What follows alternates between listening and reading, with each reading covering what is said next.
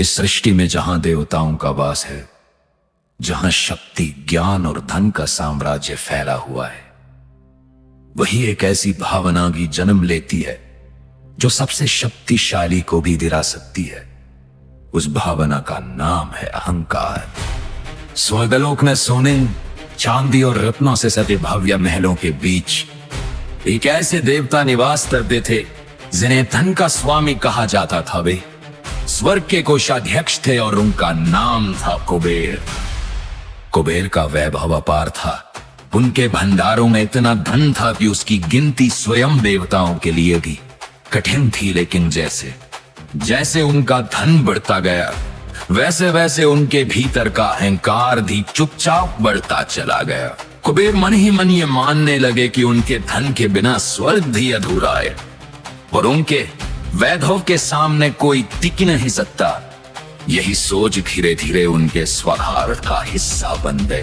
उधर कैलाश पर्वत पर, जहां साक्षात महादेव ध्यान में लीन रहते थे और जहां शांति स्वयं सांस लेती है, वही माता पार्वती के आंगन में एक बालक खेल रहा था। उसके हाथों में लड्डू थे, आंखों में चंचलता थी और मुख पर एक निष्पाप मुस्कान थी। वो बालक थे बाल गणेश। जो उन्हें केवल एक साधारण बालक समझ ले, वो सबसे बड़ी भूल करता है, क्योंकि उसी बाल रूप में पूरा ब्रह्मांड समाया हुआ था।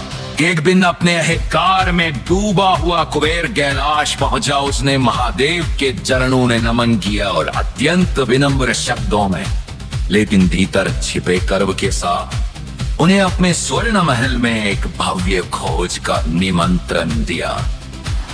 महादेव ने आंखें खोली और मंद मुस्कान के साथ कहा कि उनके स्थान पर उनका पुत्र इस भोज में जाएगा।